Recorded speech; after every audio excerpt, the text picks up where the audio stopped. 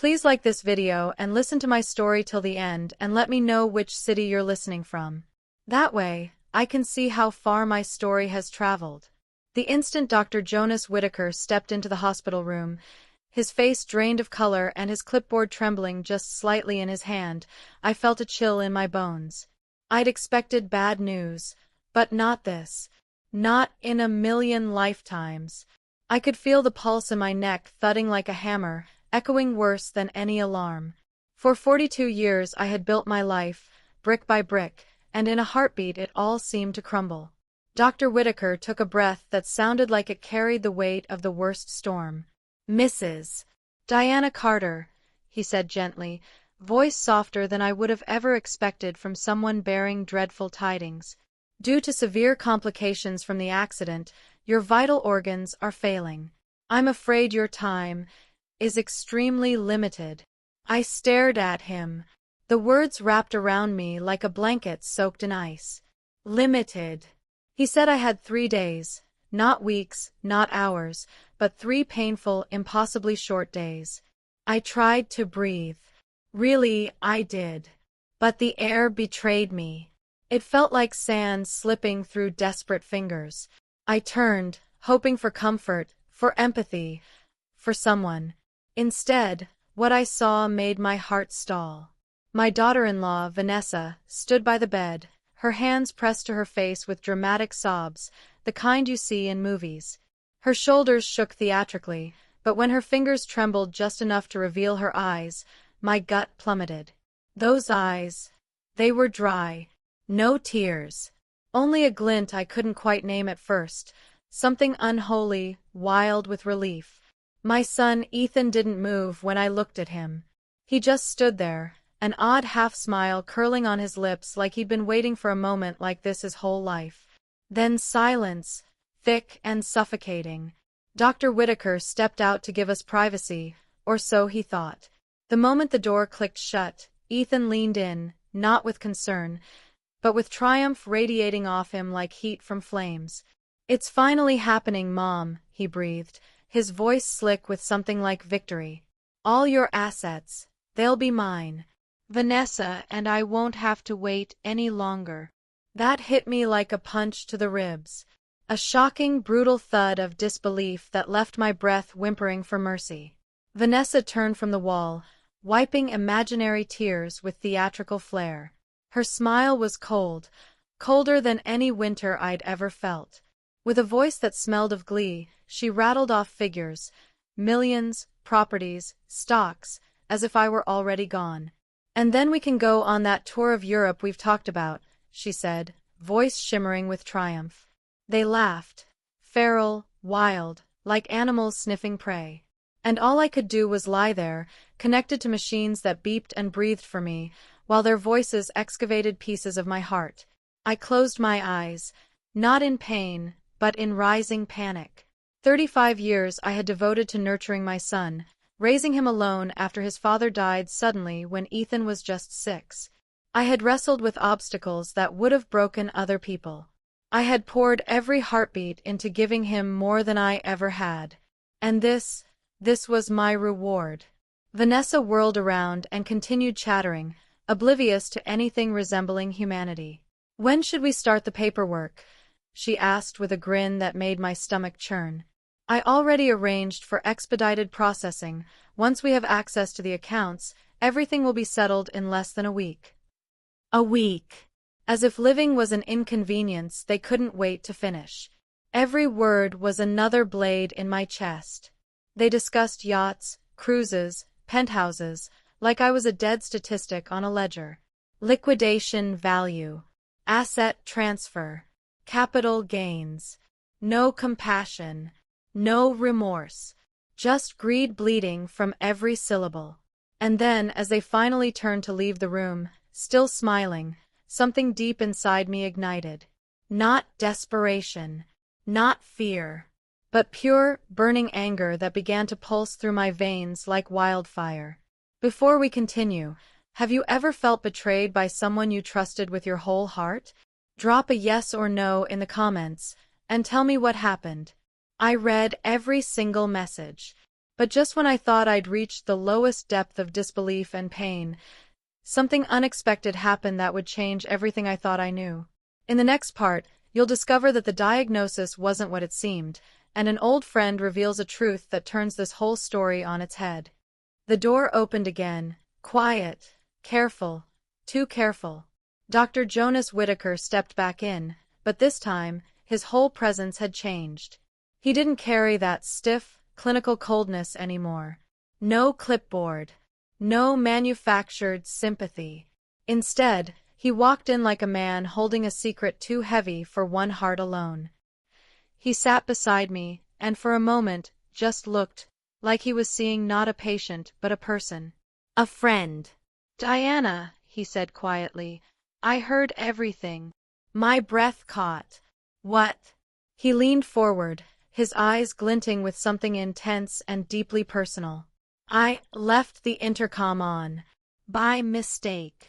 I blinked, confused, still fragile, still raw from what had just happened. Then he added, slowly, "It wasn't an accident. I just stared." He continued, his voice low. "I had a feeling, Diana. I saw them, Ethan and Vanessa, 3 weeks ago, asking suspicious questions. Not about your recovery. Not about your treatment, but about your will, your assets, how soon you could be declared legally incapacitated." He exhaled sharply. "I didn't want to believe it, but when your accident happened, I had to be sure. So I told them the worst. I told you the worst, to see how they'd react." My mouth parted, but no words came. "And I was right," he said grimly. My throat tightened. "So, I'm not." "No," he said. "You're injured, yes. Very seriously. You need rest. Treatment. But if you follow the plan, you could have months. Maybe more." It hit me like a second crash. This time, it wasn't despair. It was hope. Hope. Laced with vengeance. I closed my eyes and saw their faces, Ethan's smug grin, Vanessa's crocodile sobs, and their laughter. 3 days. They thought I had 3 days left to live. They thought the clock was running out on their scheme. But now the clock was ticking for them. I opened my eyes and whispered, "What can I do?" Dr. Whittaker leaned in closer. "You have a weapon they don't expect. Time. Use it. Pretend you're worse than you are. Listen. Watch. Gather everything. But you need help." I nodded. The fire in my chest was growing. "I've already called someone," he said, pulling out his phone. "A friend. Her name is Claire Jenkins. Brilliant attorney. Specializes in family fraud and inheritance abuse. If anyone can help you protect what you've built, it's her." My heart raced. The plan was forming. Not perfectly, not clearly, but the first stone had dropped. "And I'll keep playing the doctor," he said with a wry smile. "Terminal diagnosis, more tests, more bad news. I'll make it believable. You just stay in character." I managed a faint grin through the storm of emotion. "You're a better actor than I thought, Jonas. And you," he said, squeezing my hand, "are far stronger than they ever gave you credit for." That night, I didn't sleep.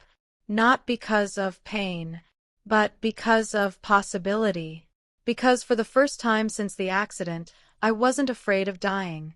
I was ready to fight. If someone betrayed you like this, what would you do? Fight back in silence? Confront them? Or walk away completely? Drop your answer below. I'm reading. Because the next morning, Ethan and Vanessa came back. But this time, they didn't come empty-handed. They brought a folder, a pen, and their ugliest intentions. In the next part, you'll see how Diana turns the tables and begins setting a trap so clever, so quiet, it might just be the most satisfying revenge you've ever heard. You don't want to miss it. They arrived the next morning wearing patience like a costume that didn't quite fit. Ethan walked in first, his voice syrupy, soft, almost tender. Vanessa followed behind him, clutching a thick folder to her chest like it was already hers. I could smell it on them, that mix of fake concern and barely contained excitement. "Mom," Ethan said gently, pulling a chair closer to my bed. "We brought some paperwork. Just routine things. Insurance authorizations. Medical decisions. You know, to help you." I cracked my eyes open, letting my breathing stay shallow, weak. My hands trembled just enough to sell the act.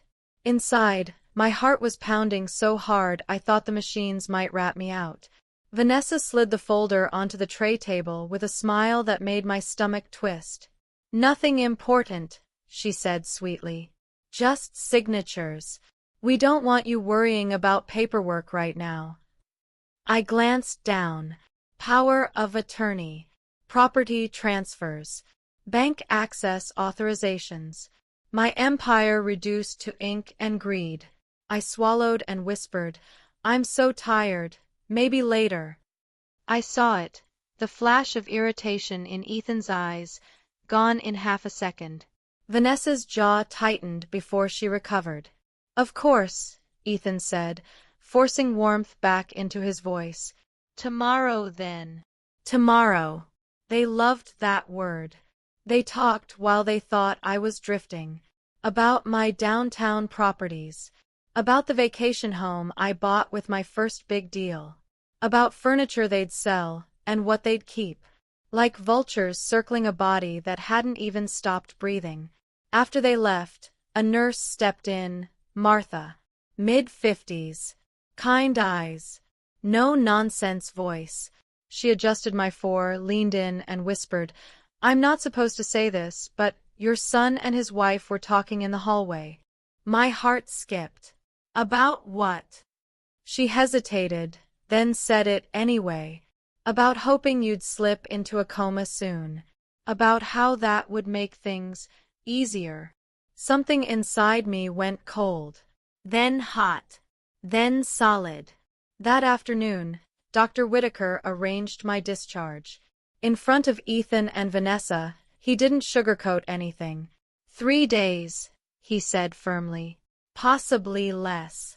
Vanessa gasped, pressing a hand to her mouth like she'd just heard a tragedy. Ethan nodded, pretending to swallow grief while his eyes glimmered with relief. They insisted I stay in the upstairs master suite. "So you can rest," Ethan said. "So I could be isolated." That night, while they laughed downstairs, I reached into my nightstand and pulled out the old baby monitor I'd never thrown away. A silly habit, I used to think. It buzzed to life. And their voices filled the room. "I called the appraiser," Vanessa said cheerfully. "He's coming tomorrow." "Good," Ethan replied. "Once we sell this place, we clear my debts and still walk away with millions." They laughed. They talked about cruises, about champagne, about celebrating once I was gone. Then Ethan said something that made my hands shake. "I know someone at the hospital," he said casually. "If Mom gets worse, he can help things move faster." The room spun. They weren't waiting for me to die. They were planning to make sure I did. I didn't cry. Not yet. I reached for my phone with slow, careful fingers and dialed the number Dr. Whitaker had given me. "Claire Jenkins," a woman answered. "I need you," I whispered. "Tonight." Right now, pause and ask yourself, how far can greed push someone you love? Comment, "Too far," if this made your stomach turn. That night, while they were out celebrating at a casino, Claire sat at my bedside with a legal pad and eyes sharp as glass. By morning, everything had changed. In the next part, Diana gathers proof so devastating it seals their fate, and what they say when they think they've won will make your blood boil. By morning, everything had changed. I pretended to be worse than I was, sinking into the bed, barely able to lift my head.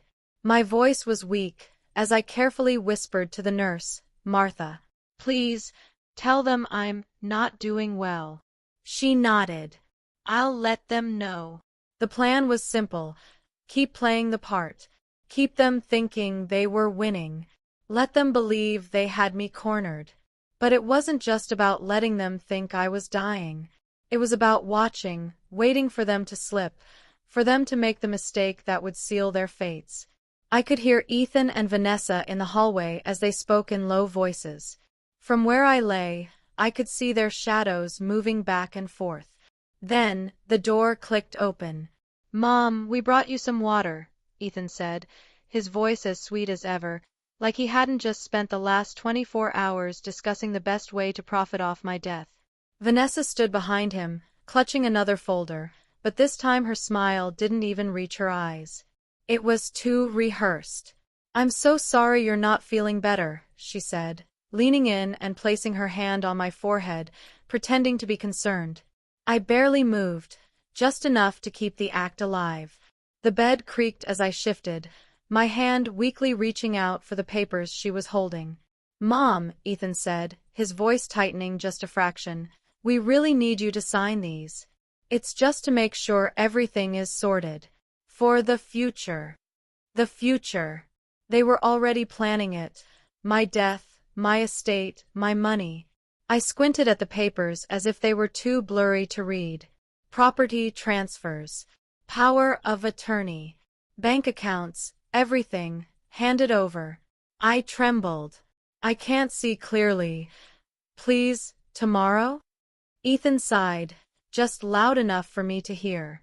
His patience was wearing thin. "Of course, Mom. We'll be back tomorrow. Get some rest." As they turned to leave, their whispers reached my ears. "Once we get her signature, we'll move everything. Fast. We'll make sure there are no legal complications. I can't wait to leave this house." Vanessa nodded. "Everything will be ours." The door clicked shut, and I couldn't hold back the rage anymore. It bubbled up inside me like molten lava, burning every inch of my soul. How could they? How could they betray me, after all I'd done for them? But that wasn't the end. No. I wasn't going down without a fight. What would you do if you found out someone close to you was plotting against you? Drop a stand up if you think Diana did the right thing. I want to know how you'd react in her shoes.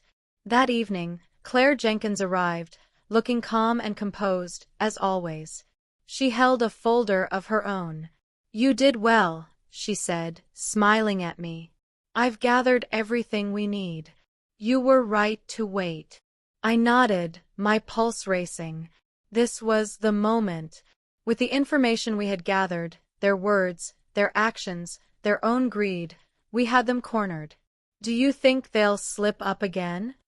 I asked, my voice thick with tension. "Oh, they already have," Claire replied, flipping through the folder. "You just have to let them believe they're winning a little longer." Just then I heard it, the unmistakable sound of a car door slamming, followed by footsteps growing nearer. Ethan and Vanessa had returned, the laughter in their voices carrying through the hallway.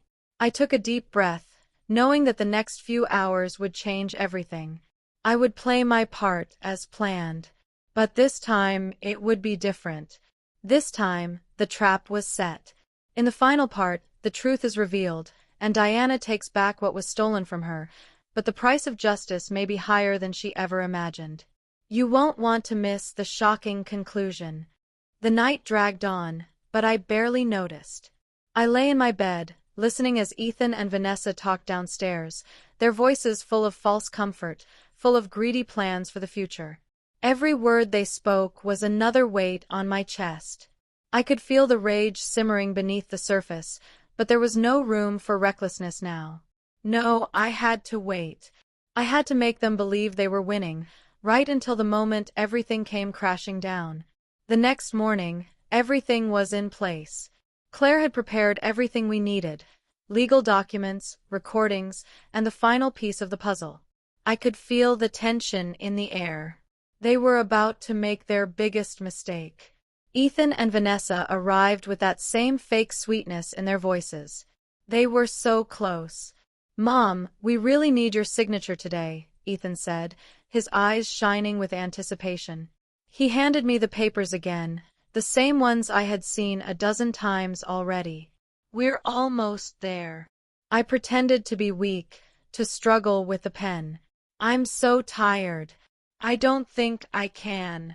Vanessa's voice, tight with frustration, cut through the air.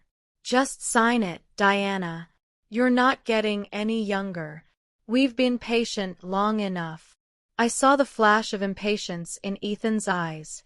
This time, they weren't even pretending anymore. They were ready to pounce. "Let me help you, Mom," Ethan said, leaning over me, his hand dangerously close to the pen in mine. But I saw it, that gleam in his eyes. The same one he'd had when he thought I only had days to live. But I wasn't dead yet. I wasn't dead yet. With every ounce of strength I had left, I lifted my hand and dropped the pen. It rolled across the table, clattering to the floor. "Mom!" Vanessa hissed. "You need to sign now." I smiled. A cold, calculated smile. "No," I said softly but firmly, "you need to listen." I motioned to Claire, who had been sitting quietly by my side, unnoticed until now. She stood and stepped forward, holding out her phone. "Ethan, Vanessa, the next few moments will decide your future." The room went dead silent. I hit play. The first video came up on the screen. Ethan's voice, laughing. "It's about time, Mom. All this money. Finally, it'll be ours." Vanessa joined in, her voice as cold as ice. "Once she's gone, we can start enjoying everything she's worked for. No more pretending." I saw their faces freeze, their smiles faltering. Then came the next clip, their discussion with the appraiser, talking about my property like it was already theirs. The conversations about Frank, the hospital employee, and how they had planned to have me removed if I became too difficult. The final video showed them discussing their plans to flee the country. Fake passports, plane tickets, the whole plan to disappear after taking everything I owned. I could feel their panic building. I saw Ethan's face shift, the confident mask cracking. "Mom," he began, voice quivering now, "you're lying. This isn't what it seems." "No," I said coldly. "This is exactly what it seems." The room buzzed with an unbearable tension. Claire stepped forward again, flipping open a folder. "We also have recordings of your stolen money. $320,000 transferred to gambling debts. Forged signatures. Documents proving everything." The truth was laid out in front of them like an unstoppable force. Ethan tried to recover, but the cracks were too wide now. Then, the door opened again. 2 detectives walked in. "Mr. Carter," one of them said, his voice firm, "you're under arrest for conspiracy to commit homicide, fraud, theft, and forgery." Ethan's face went white. "What? This is a mistake." But before he could finish, they snapped the cuffs on his wrists. Vanessa started to scream, trying to push past the detectives. "You can't do this. We have the papers. We've done nothing wrong." The other detective grabbed her, his grip strong. "Ma'am, you're also under arrest for conspiracy. You're both going to jail." What would you do if you were in Diana's shoes, watching everything come crumbling down on the people who hurt you? Take control, if you think standing up for yourself like this was the right choice. I felt something stir inside me, not happiness, not relief, but vindication. The weight of the past days lifted, piece by piece, as Ethan and Vanessa were escorted out of my home. The world felt oddly lighter. As I watched them being led away, a calm settled over me. I had done it. I had reclaimed my dignity, my legacy, and most importantly, my life. The empire I'd built, my family, my everything, it wasn't going to be destroyed by their greed. Claire approached me, her voice quiet but full of respect. "You've done it, Diana. You've protected everything that matters." I nodded. "And now I'll move forward." But the emotional aftermath hit me soon after. I had won justice, but at what cost? I had lost my son. The man I raised, the boy I loved, now a stranger, his face twisted by greed. I couldn't erase what he had done. He wasn't the person I thought he was. Still, life moved on. In the months that followed, the charges stuck. Ethan was sentenced to 25 years, Vanessa to a lesser sentence, thanks to her cooperation.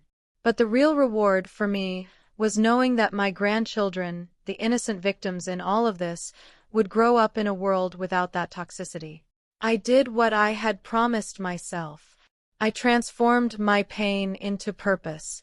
I created the Carter Foundation, dedicated to helping families trapped in the grip of gambling addiction, using the money I reclaimed from Ethan's theft to build a future for those who needed it most. Years passed, and I found peace. The foundation flourished, helping thousands. My legacy became something that went far beyond money or property. It became a force for good, a testament to my resilience, to the strength I had when I refused to be a victim. Some days, when I visit my grandchildren, they ask about their father. I tell them he was lost, but that doesn't mean they have to be. I look at them and know, I've done the right thing. Tell me in the comments. And if you've dealt with something similar, share your story. You're not alone. Subscribe for more stories about standing your ground and reclaiming your life. That's the end of this story. Thank you for joining me on this journey.